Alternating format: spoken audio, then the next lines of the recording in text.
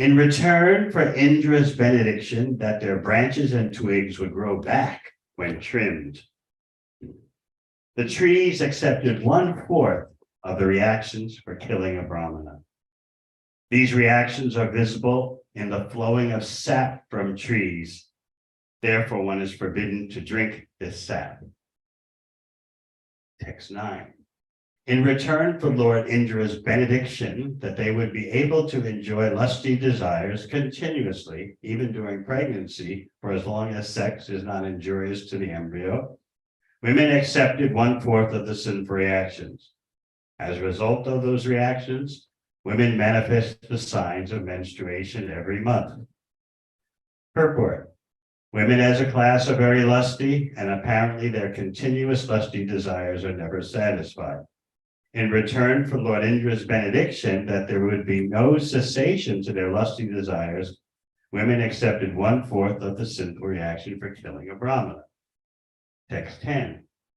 And in return for King Indra's benediction that water would increase the volume of other substances with which it was mixed, water accepted 1/4 of the sinful reactions.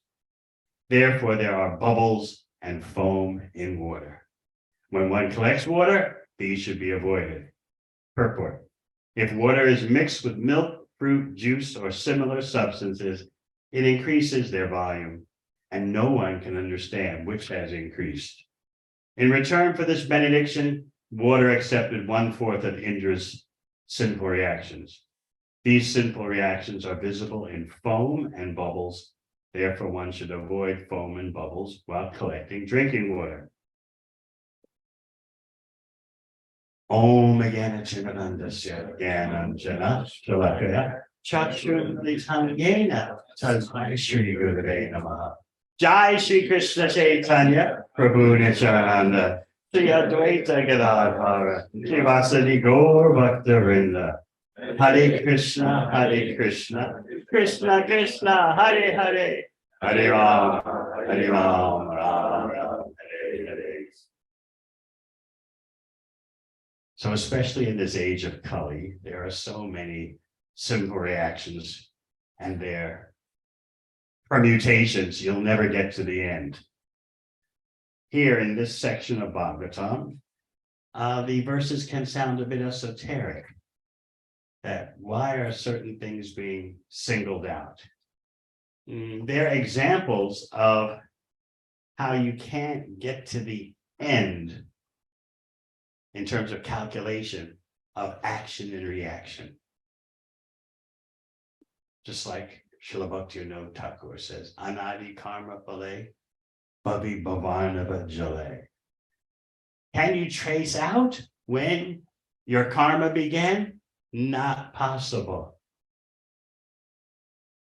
And can you see the full scope of action and reaction?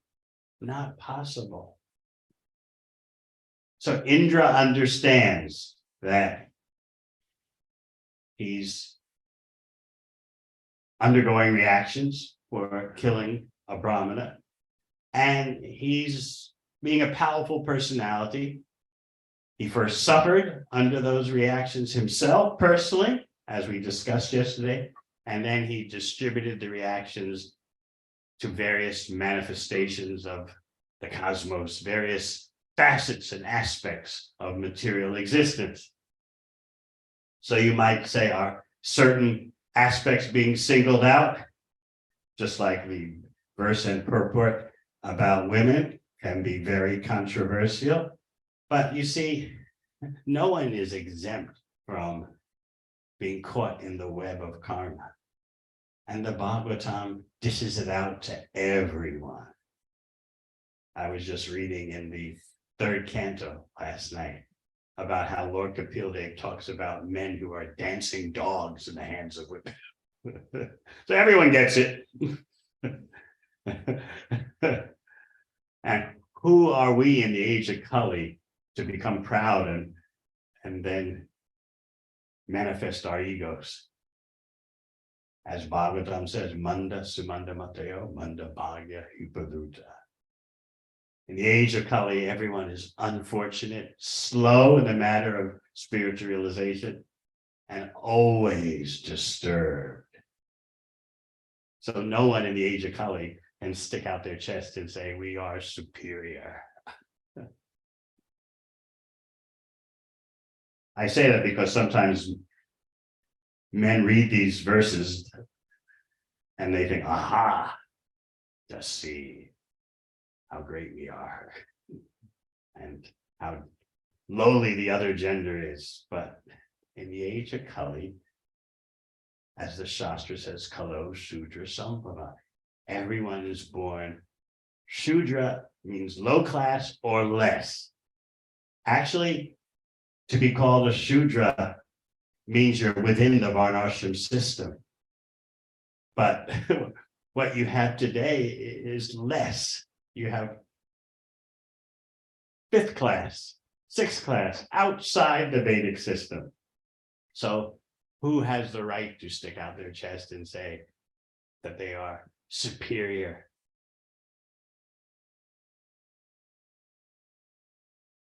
These various verses of Bhagavatam are giving you insight into various aspects of material existence, and Indra happened to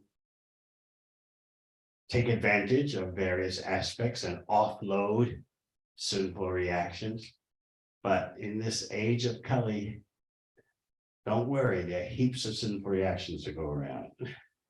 Our own, and then sinful reactions due to our involvement with others.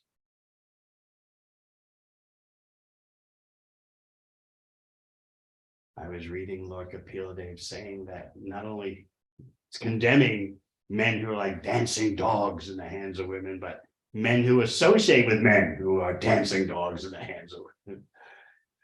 So we all need to recognize the need to be humble and realize that our common enemy is material existence. Whether male or female, young or old, whatever your upadi, whatever your bodily designation is, your enemy is material existence, which is alluring us, attracting us, and then spoiling us. I like the example Srila Prabhupada gives about how Maya operates. He says she's like an apparently very effective mother, very affectionate, I meant to say affectionate mother. We have some mothers here coming up, we're a mother, yes. Can you imagine the mother who very lovingly invites the child, the little infant, to lay on her lap, and then as soon as the child goes to sleep in peace and tranquility, the mother cuts the head off the child. That's still to think of it, so cruel and barbaric. But that's what material nature does to us. We were talking yesterday about the mind and how the mind lures you, the material mind lures you into thinking, oh, now I'm so advanced. For a few months, for a few years, I haven't noticed my material desires. And then all of a sudden, from out of the dark corner of your mind comes all kinds of debris. So in the fifth canto, it's described that this is how the mind works. That it lures you into a false sense of, you drop your guard. And then when you have sufficiently dropped your guard, the material mind jumps you. And so the point is that one always has vigilance about the mind. You're always wondering about it, suspicious about it.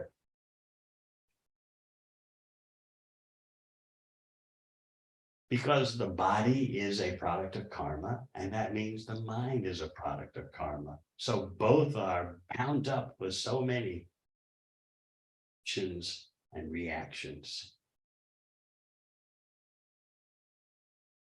As Krishna explains in Bhagavad Gita, karma is that which produces the developments of the material body.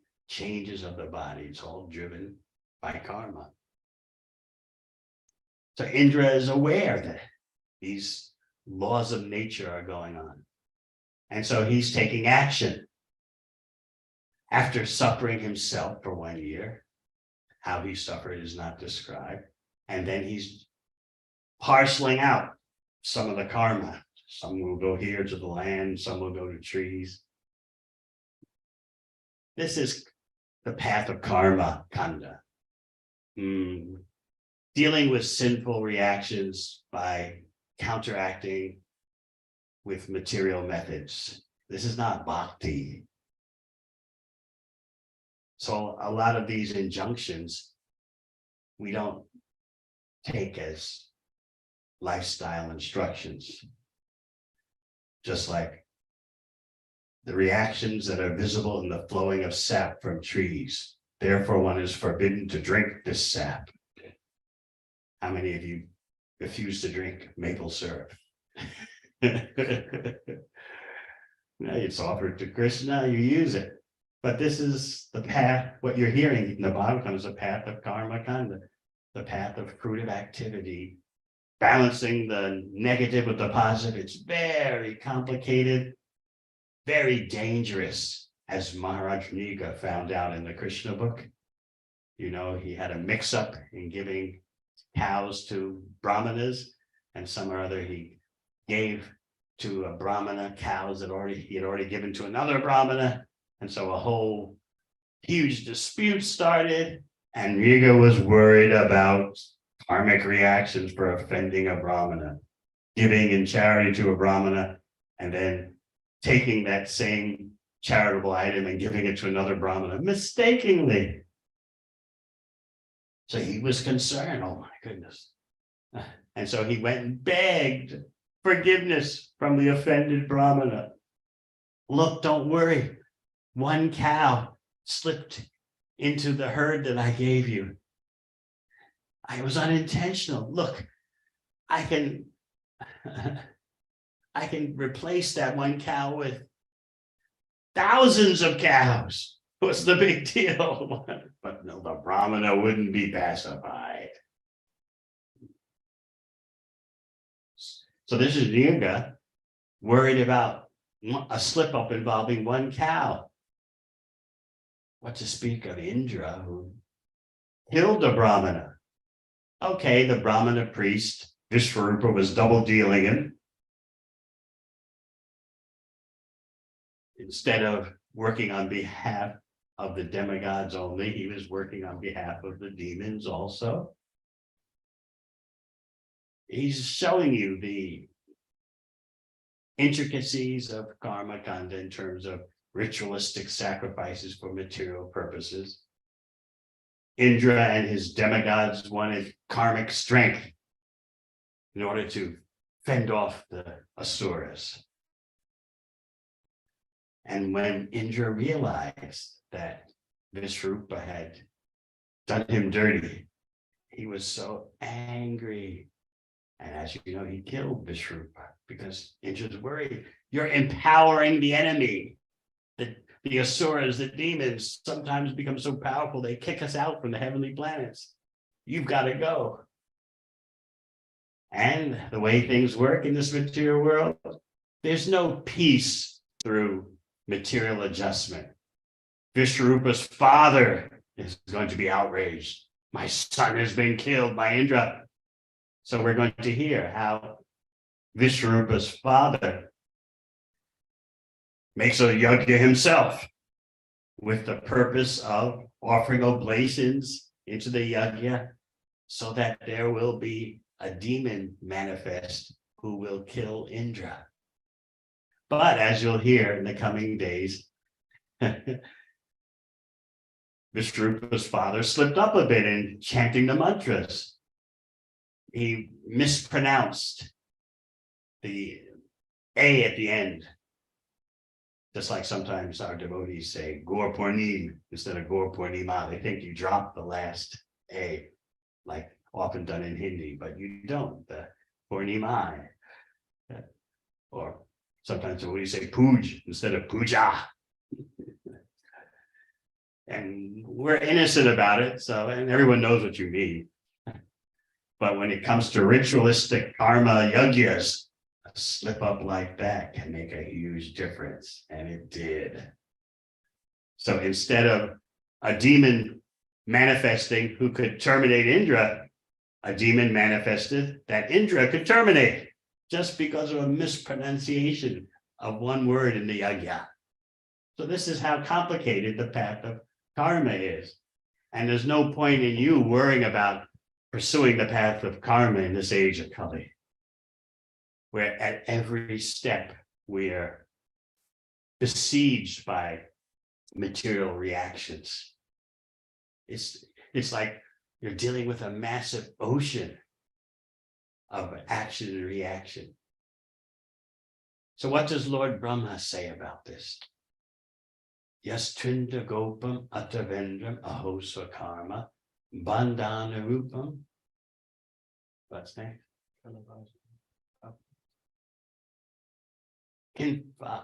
What's next? And Kalapajana. Yes, and then Kin.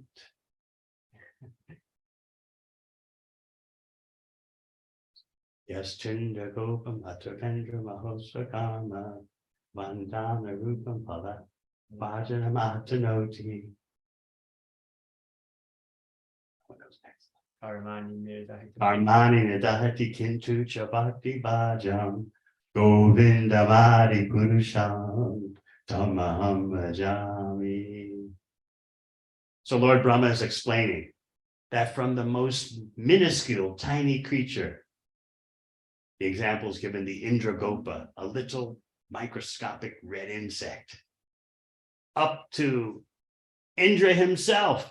Yes, Trindragopam Atavendra Ostakam.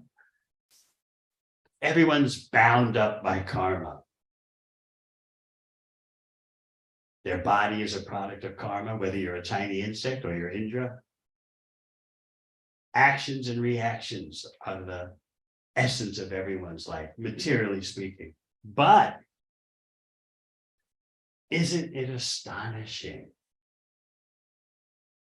that Krishna shows favoritism to his devotees and reduces and eradicates their sinful reactions? Therefore, Govinda Madi Purusham Tamam Najami. We worship Govinda for many reasons, and this is one of them. So in commenting on this verse from Brahma Samhita, the acharyas like Bhakti Siddhanta Saraswati Thakur, Srila Bhakti Vinod Thakur, and Srila Jiva Goswami, they all comment, this is astonishing. In other words, once you understand the ferocity, the fierceness of karma, and how it affects everyone, even from the tiny little insect called the Indragopa to Indra and beyond, once you understand that, then you are astonished how it is that by performing bhakti, the devotee becomes free of karma. Isn't this astonishing? So we may say, oh, no big, what's the big deal, because we don't understand the system that we're caught up in. In this age of Kali, we're so deluded, as we've been speaking the past few days, in thinking we're autonomous individuals with our liberties and freedoms. And what do you see happening all around you? People are more and more the slave of their mind and senses. So isn't this ironic? Isn't this paradoxical?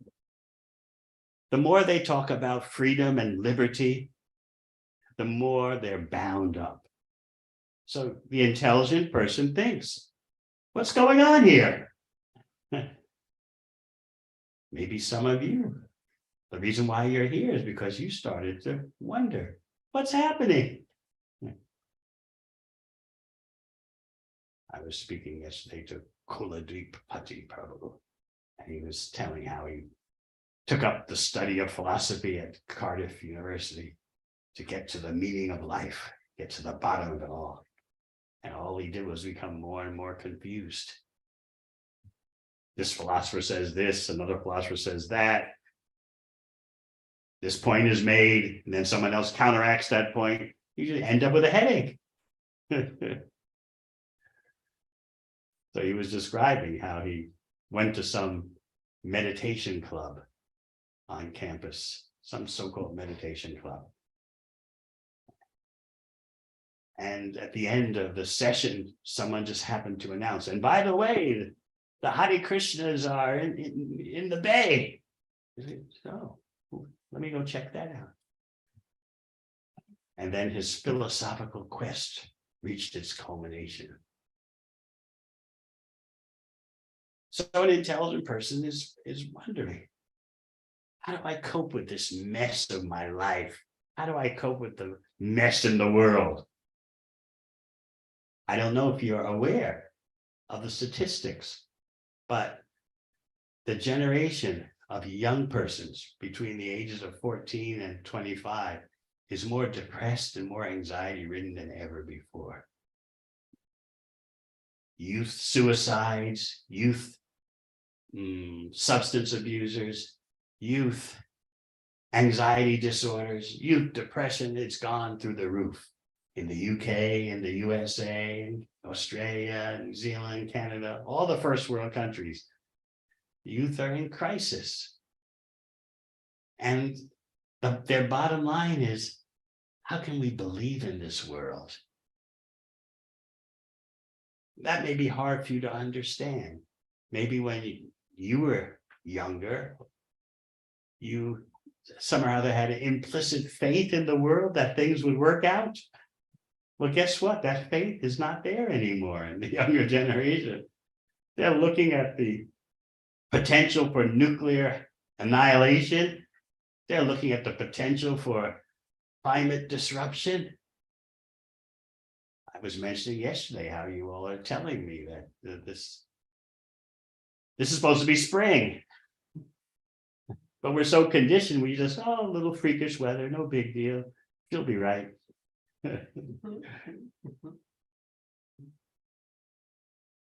And then the economic instability, political chaos.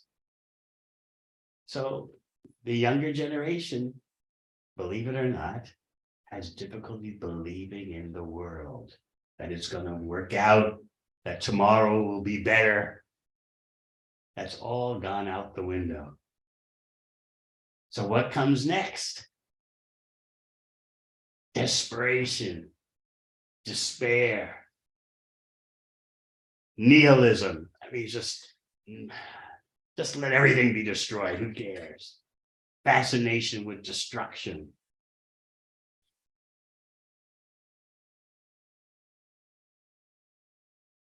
Human beings became very proud. They think there's been more or less world peace since World War II. But actually, wars have always been going on. It's just not in your own backyard. That's called world peace. When the war is not in your own backyard. So now, more than ever, it's obvious. There has not been a golden period of progress. There's a huge mess created. And you don't see human beings with any kind of ability to solve the mess. Why? Because they can't control their mind and senses.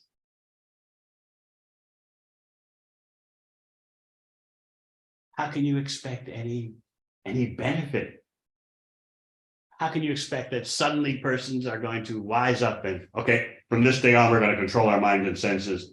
We'll solve the environmental problem. We'll start barking. We'll stop barking at other nations like dogs. We'll be peaceful. It's not going to happen.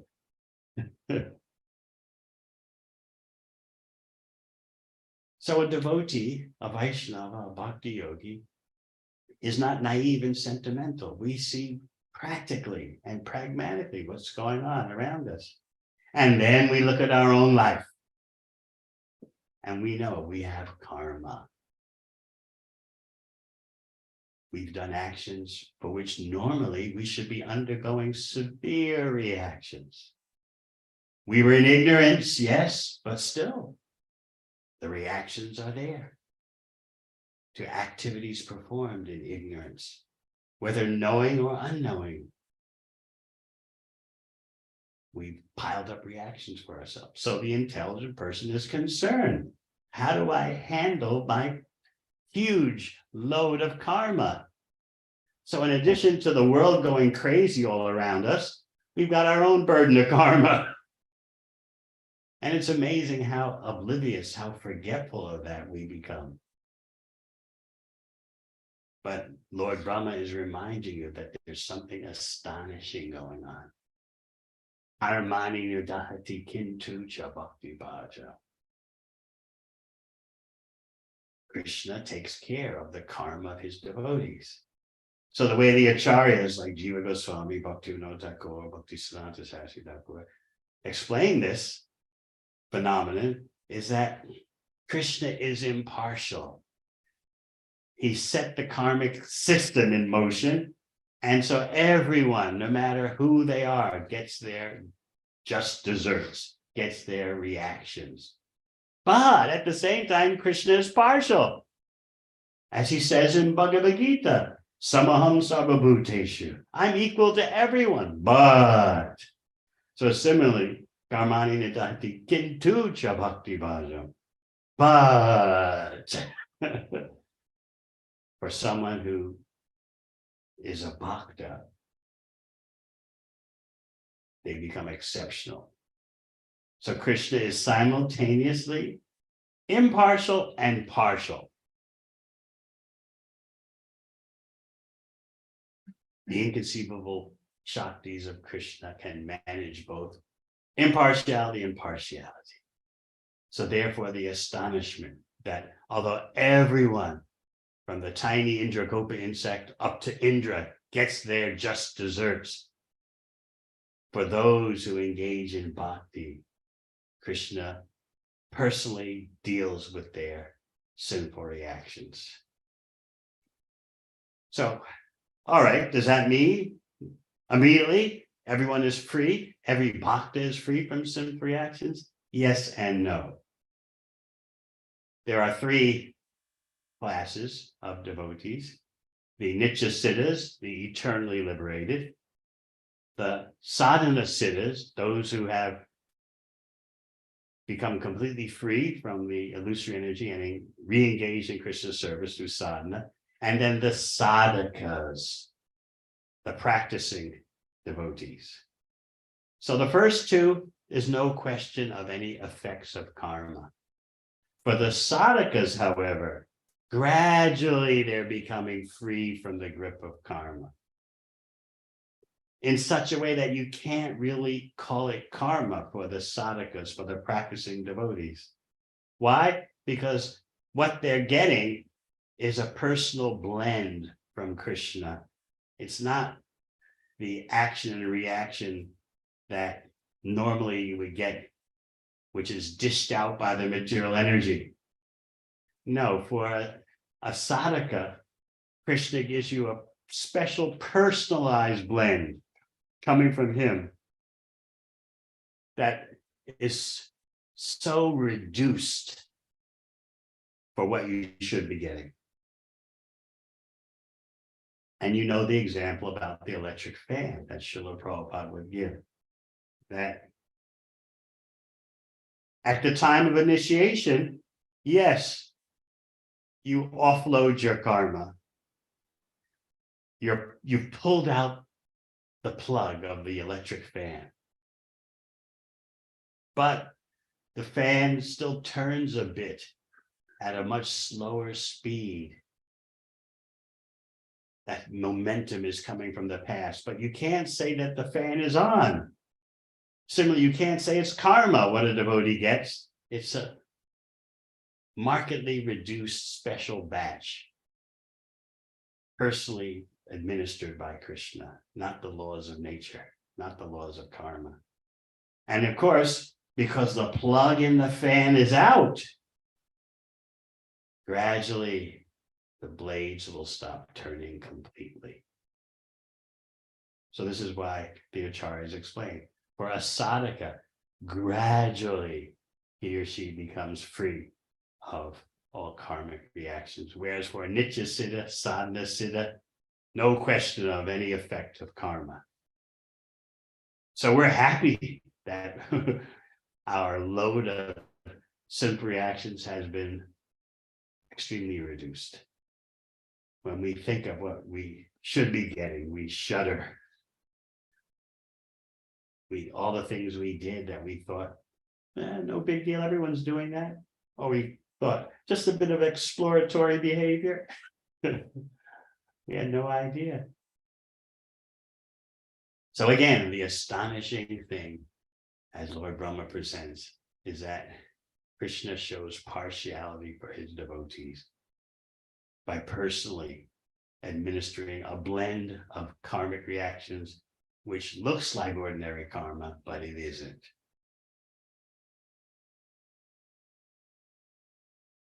So what you read in these verses about trees and the land and women and the various other points made, this is Indra's world of karma ganga. But by hearing it, you should be inspired to understand that we have our own mess, but we're not dealing with it by avoiding sap coming from trees.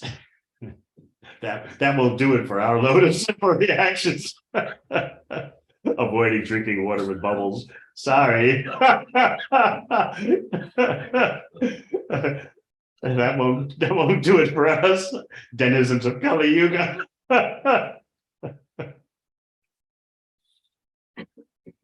Therefore, we take to bhakti with full concentration.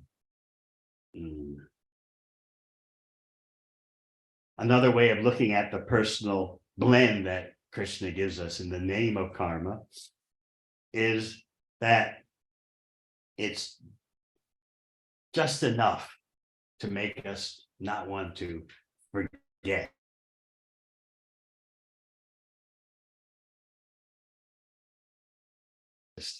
The special blend, a little tiny bit of suffering sometimes to keep you honest. It's not the full dose that we're due. Keep you honest means make sure you don't forget the nature of the world and the nature of the body that you're living in. So please remember Lord Brahma's astonishment. Partiality and impartiality simultaneously. What the ordinary living entity gets, even Indra, and what a devotee gets. And even for a beginning devotee, gradually that special dispensation becomes prominent in your life. As you increase your surrender, you become more and more entitled to Krishna's special protection, Krishna's special mercy. He offers it right away in Bhagavad Gita. Sarva dharma prityacha mamekam sharanam. Just surrender to me, take up my plan, shut down your plan making factory, and I'll take care of your simple reactions. You don't have to do what Indra's doing.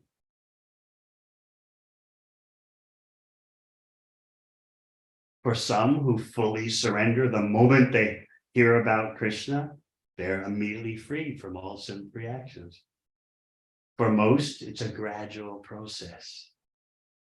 For the Nitya Siddhas and Sadhana Siddhas, no question of karmic reactions of any sort.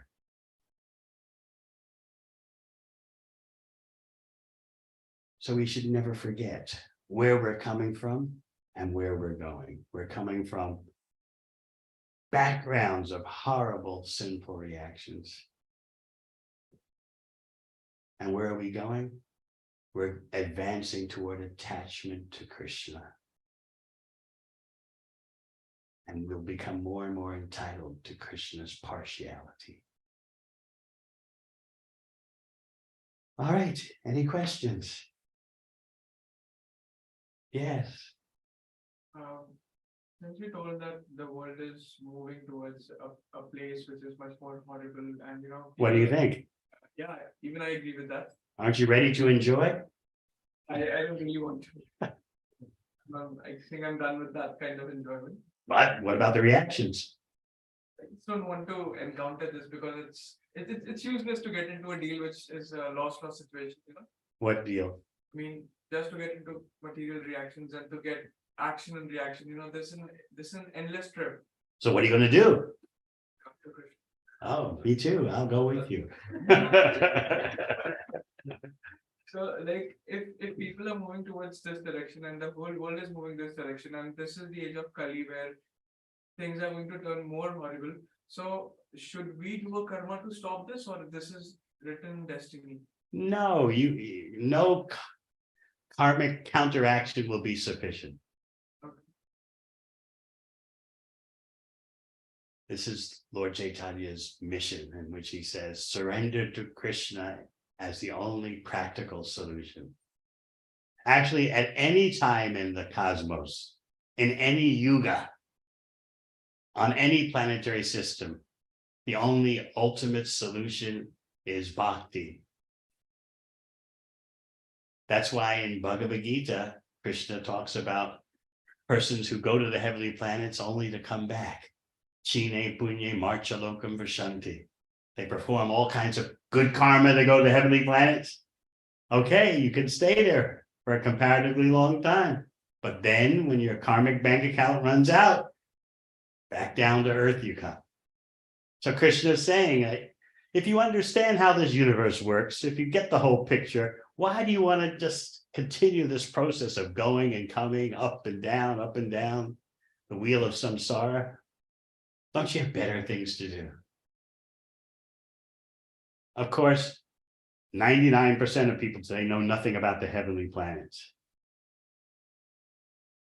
They're just trying to materially adjust this short lifetime and get a better place, a better situation in this lifetime, and leave it at that. So whether your material adjustment is in such a limited way as the materialists today, or it's with the mentality of going to the heavenly planets, still, it's all material adjustment. It's all kicked out by the Vaishnava acharyas. Why waste your time? So Prahlad Maharaj says, Kumara Acharat Kagya, Dharman Bhagavatanya. From the very beginning of life, your human life, engage in bhakti. Don't put it off until you're old. Anything else? Yeah. Before we take to spiritual life, we may have been experiencing a particular plan of own karma, which may have been experiencing some material success. So how What do you call material success? means good job opportunities, good study. Yes, this is Kali Yuga. I agree with you. Just see how we make such a big thing out of such scraps. Got some good job offers. It's amazing. That's why I asked you. It's amazing how we define success in terms of such dog scraps. What else? What other scraps? And we're like dogs fighting over those scraps because you get a good job offer. What does that mean for someone else? What does it mean? He doesn't get it. He doesn't get it. You get the partner of your dreams. And what does that mean for someone else? Right. So this is Kali Yuga, where dogs are fighting over such scraps. Whereas persons in Indra's world, of his caliber, they're worried about staying in the heavenly planets, where the sense gratification is thousands of times better than on Earth. So their scraps are different. Still, even the benedictions, the boons, the pleasures of the heavenly planets are considered by the Vaishnavas to be just phantasmagoria, because it all appears and disappears momentarily. whether a short moment on earth or a long moment in the heavenly planets. So in any case, all of the scraps are rejected, whether the scraps of the middle planetary system, lower planetary system, or upper planetary system, it's all rejected. But what, I'll go on.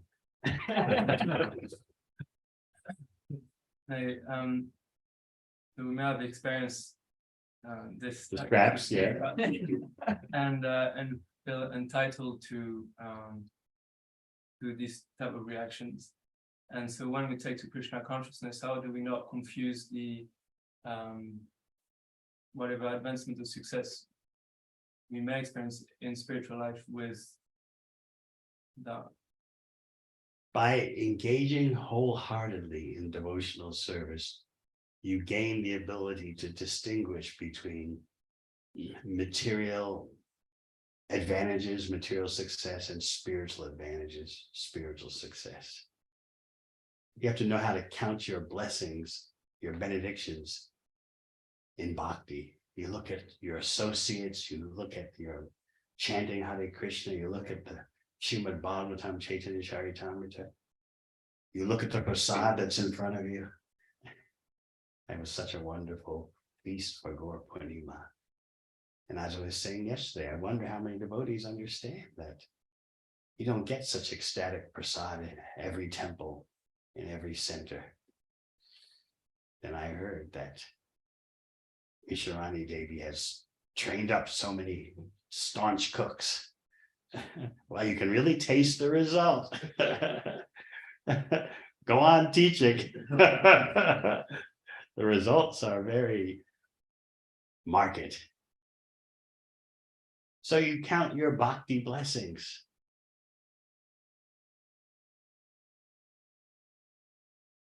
It's thunderous kirtan. I remember Gaur Purnima, everyone shouting Gauranga, Gauranga. We didn't have Gopal Rai here though. Still, everyone was jumping and the altar was shaking.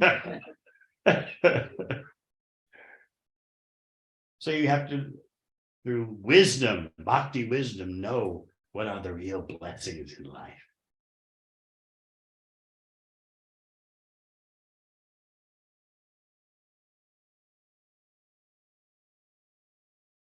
Through knowledge, we don't take seriously whatever material benefits we had through good karma, especially because we know about the bad karma we did.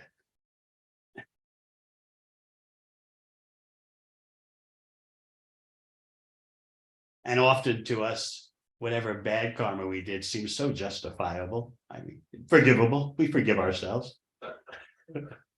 That's part of being a Kali Yuga denizen. Yeah, I made a few mistakes. Everyone does, but that's in the past. Don't look back. Forgive yourself. Move forward with a new adventure. The universe will forgive you.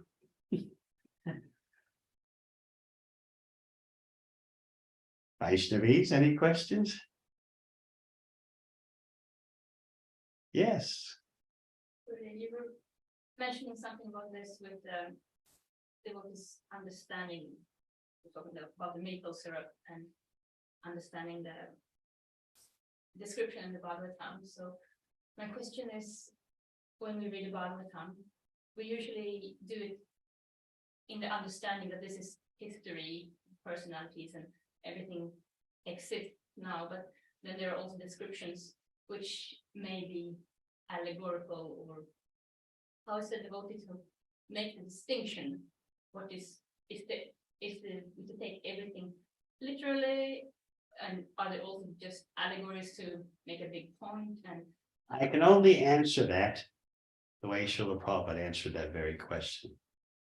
He said, mostly it is all not allegory, mostly. To understand the finer points of the little that is allegory, you have to be spiritually advanced. But he said, mostly it is not allegory. That's all I can say. Who am I to say more than that? And even the allegory is so instructional, like the Paranjana allegory. You've read it? You got some benefit from it? Of course. Anyone else? Yeah, So you've explained that the devotees, they get minimized reaction of their karma once they get initiated, special blend. especially then. So I was wondering how, in regards to that, how are we to understand the situation of devotees like in salted bread, for example, sort of very heavy situations. Krishna's mercy is there.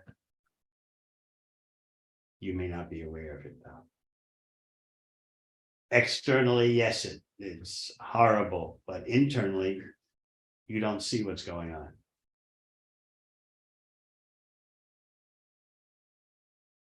And we all will give up this body, whether in this circumstance or that circumstance. So the materialist looks and sees, just see, the devotees have gone through a salted bread experience. The devotees are getting old and sick and dying. In this way, they're not able to grasp the confidentiality of bhakti. And it is Krishna's concern to keep bhakti confidential. That's why he staged his own disappearance from this world, shot in the heel of the foot by an arrow, to protect the confidentiality of bhakti, to give the materialistic minded persons a way out. Oh, he's no big man at all. He was killed by an arrow in his heel. Of course, the whole thing is ridiculous because who dies from an arrow in the heel? But if you're a demon, you jump on that. Yeah, Krishna was slain by an arrow. So similarly, if you're a materialist, you look and see devotees are getting sick, devotees die in car accidents, but you don't see the internal reality, which is the example of the cat, mother cat, holding a rat in her mouth and holding her baby kitten in the mouth. Both are in the jaws of the cat, but the existential experience is completely different. The rat is feeling terror, and the kitten is feeling the mother's love. But to outside vision, it looks the same. So similarly, a devotee in the jaws of death looks the same as a non-devotee in the jaws of death, but the internal experience is completely different. By the way, everyone knows Gangeya Prabhu. He's come to join your ranks. He spent how many years in New Zealand? 4 years. 4 years. And then I guess Krishna wanted to give him better association. So the New Zealand Yatra's loss is your gain here. So he's an eager Sankirtan devotee. So please give him your blessings and best wishes. Anyone else? Yeah. If we perform bhakti with the intention to get free from our karma, is it pure devotional service then, or? No, but it's nothing to sneeze at. I mean, you have to crawl before you walk before you run, you know? We're not going to go around interrogating each devotee. Are you trying to get free from karma? Are you thinking about your own happiness in bhakti? Bhakti is progressive. So many of you have read Shuddha Bhakti Chintamani, which presents to you how bhakti is progressive. I was just reading in one purport in Chaitanya Charitamrita where Srila Prabhupada says, Lord Chaitanya came to instruct how bhakti is progressive. Progressive means it goes through stages. So we're not going to terrorize you or turn you into the thought police. You're trying to become free from karmic reaction, huh? But a natural development of your bhakti is that you're simply becoming concerned with Krishna's pleasure, more so than even what your next destination will be. You want devotional service, pure service to Krishna. That pure service includes the peak development of your original constitutional position in relationship to Krishna. In this way, you can have Vrindavan anywhere at the peak development of bhakti.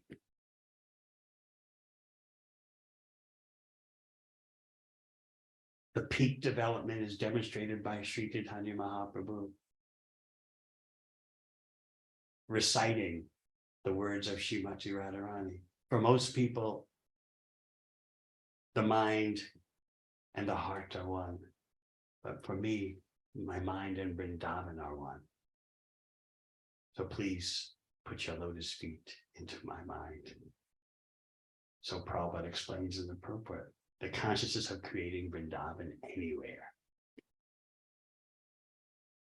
So Srimati Radharani is the leader in thinking about Krishna. And so Krishna wants to find out, what is that about? So he has to take her position. Because she's the leader in thinking about Krishna.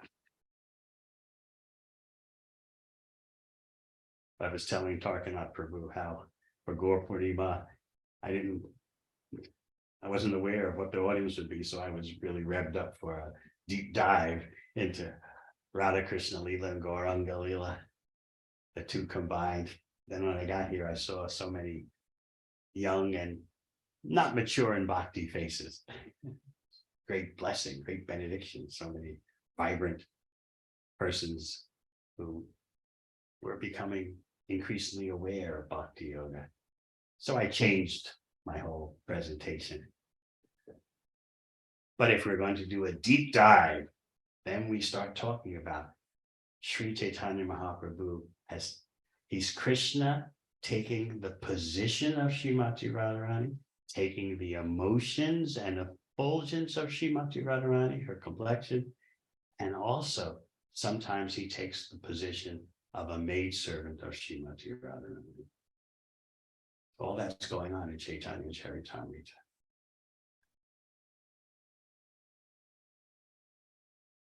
Anything else?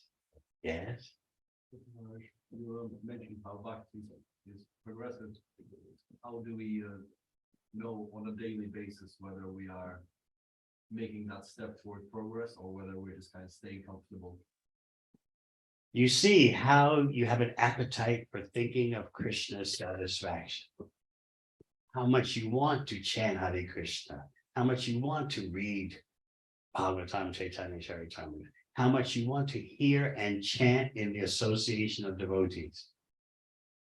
You know, devotees aren't simply a pain in the neck. They're wonderful for hearing and chanting with. But if you don't hear and chant with devotees, it's easy to forget because, you know, sometimes they annoy you. They bug you. Well, that could happen even in your own home, right?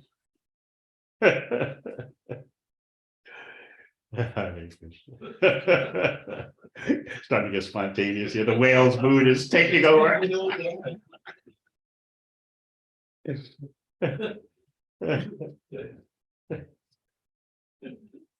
Anybody else?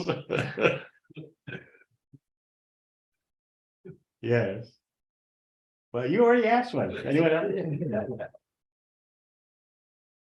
Vaishnavis, no more questions. Yes.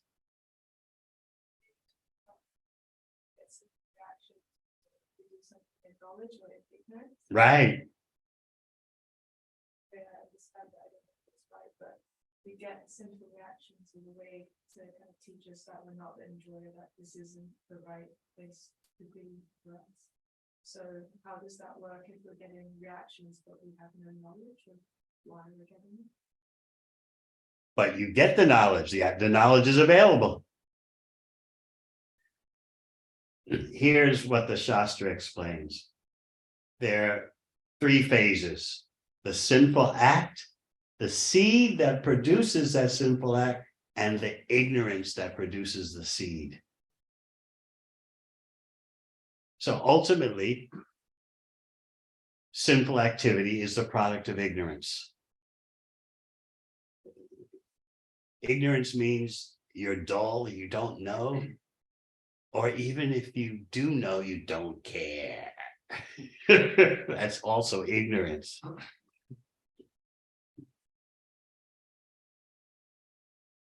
So when you ask me the question, are you referring to a devotee undergoing that special blend of karmic reaction, or someone who's not engaged in devotional service? Which one? For them, everything is baffling. Everything is confusing. Why you just pick out one area?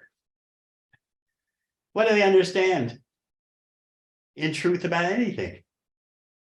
Yes, it's true. They don't understand that their actions are producing sinful reactions. They don't even understand that they're different from the body. They don't understand what is the origin of existence. Nothing. But as a human being, you're supposed to be motivated to find out the answers to all those things. Ignorance is no excuse. What have you done to get to the bottom of all this? That's what Prahlad Maharaj says, Komara Acharet Pragya. From the very beginning of life, a real human being dedicates himself, herself to Bhagavad Dharma, understanding the science of the Supreme.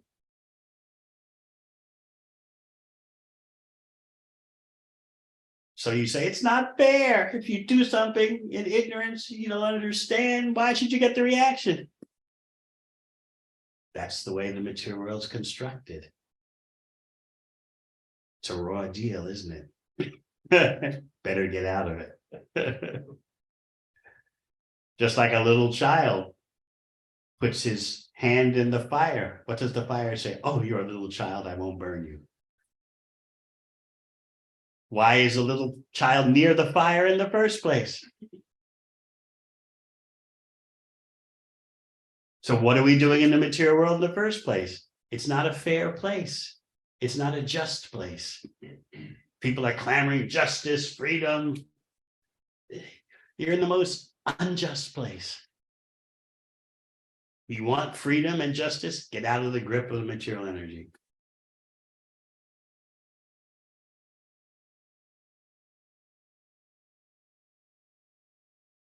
Who hasn't asked? Yes? You haven't asked? Okay. When we've been sometimes speaking to Christians on Sankirtan, sometimes when we've got a bit in depth. You have time to go in depth? But I try not to, but Sometimes what? sometimes I get drawn into a conversation. Because you want to. All right, what happens then? I get drawn in. It's all the other it's the other person's fault. All right, you're drawn in. Now what? I was trying to explain how sinful reactions are cleared away by Krishna, and they say that it's not just of God to just take someone's sinful reactions away. He has to send his son to take the reactions of the world on him. And they say, I don't want to believe in a God who doesn't follow his own justice system. Why doesn't he follow his own justice system? Because they wouldn't accept that Krishna just wipes the sins away of anyone who He does that. He sends his representatives. That's why Vasudev Dutt wanted to take upon himself the karmic reactions of everyone in the universe, whether they believed or not. So yes, Krishna sent his representatives. But your real discussion, if you want to have so much time for discussing on this street, the real question would be, are you sure you're following the representative of God that you say you are? That's the real question.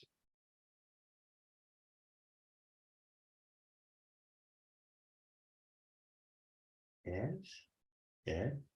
Thank you, Krishna. I had a question about because we hear that the so-called karma is is like a special blend. Yeah. Personally administered by the Lord. Similarly, when we chant the Lord's names, this describes every time that Krishna comes and he's like a sweeper in the heart. He's like a person who's sweeping the. Shrimbada Sakata Krishna Punya Shravanakirtan. So my question was, how do we understand this? Does the Lord, because it says he personally does it, but is it through his own, Is it not what? Is it through his, because Krishna in Vrindavan, and so how do we understand? But as the super soul in your heart, he cleanses the desire for material enjoyment. For his devotees, he does that. It's personal. Whereas what Indra is going through is the material karmic system, which doesn't cleanse the desire for karmic activity.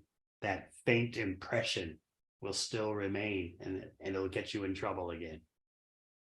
Whereas in Bhakti Rasamrita Sindhu, Nectar of Devotion, it's pointed out that bhakti cleanses at the root. It not only cleanses the karmic reaction, but it goes after the impression, the subtle impressions that have caused karmic activity. It's a thorough scouring. Whereas Indra gets in trouble again and again and again. He's no ordinary being, but still, he gets into his karmic intricacies and regrets it. Because demigods are devotees, but they are devotees who are attached to material control and enjoyment. So you don't want to take birth as a devata because of desires to enjoy and control the material world mixed with bhakti.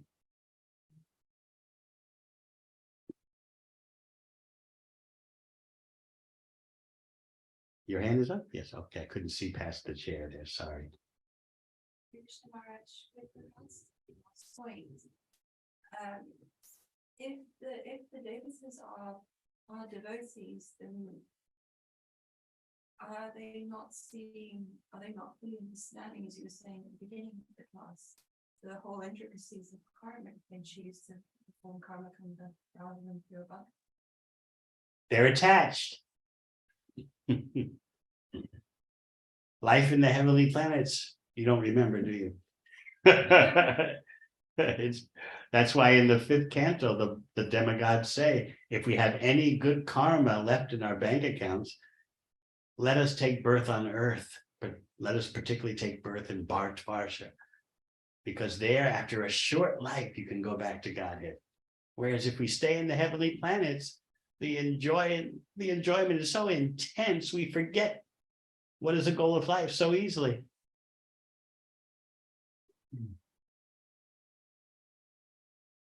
So Indra is showing you how intricacies, envy, revenge go on even in the heavenly planets, just in a more sophisticated way. Just like we're going to hear how Vishrupa's father wants revenge. And he's going to do a yajna, his own yajna, to create a demon that can kill Indra, but he slips up in the yajna. So Bhagavatam is giving you the whole panorama, not just of life on Earth, but life on other planets. The whole point is to motivate you to pure love of Krishna. That's why Sanatana Goswami explains in Krishna Leela Stava that every syllable of Bhagavatam is saturated with Krishna praying.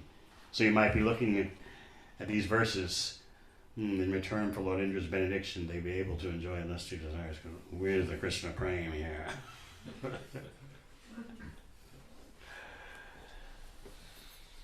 As we become more advanced, we become more and more in touch with the inner dynamics of Srimad Bhagavatam.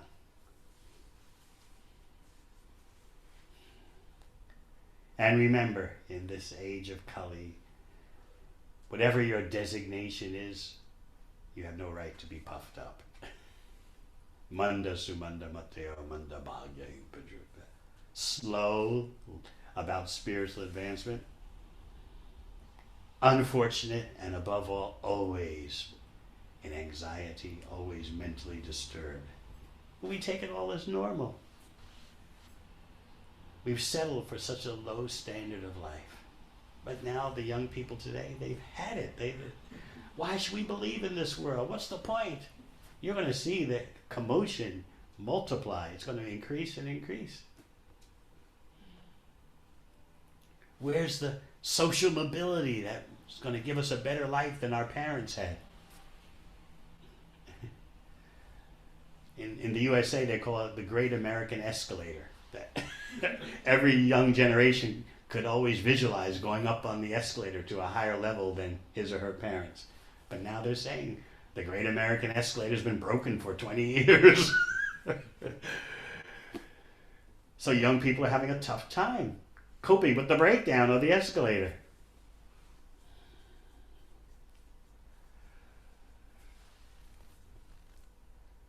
So we have to be prepared for dealing with such a mass disbelief in existence. Why should I be alive?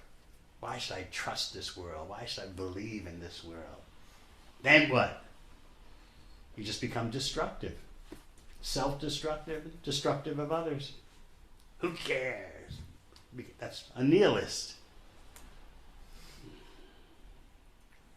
Or you become a voidist. It's all just illusion. Nothing is real. So be prepared for a massive influx of disenchanted young persons. Their generation is afflicted like never before. The material stability it's fading, but it's still there. But the mental stability is gone. And the older generation doesn't know what to do about it. What's happening with our young people? My gosh. Well, the older person's made the mess. And then they're wondering, what's happening with you guys? You're growing up in the mess we made?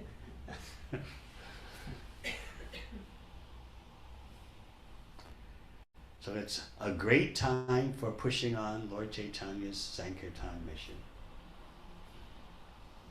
As Srila Prabhupada once explained, a devotee is a great opportunist. The more disarray that he or she sees in material existence, the more people are unfortunate, the more the devotee sees a greater opportunity for giving them Krishna Bhakti. Not that, oh, things are so distressing these days, it's going to be difficult. No, the distress will agitate people's minds and get them to start thinking deeply. What's the point of it all? They've already started that.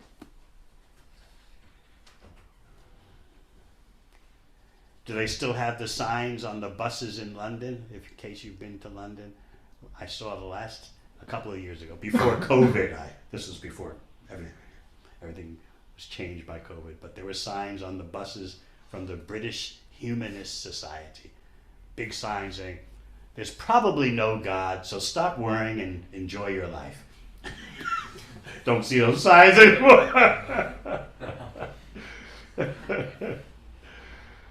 Hare Krishna. All right, thank you very much. Hare Krishna.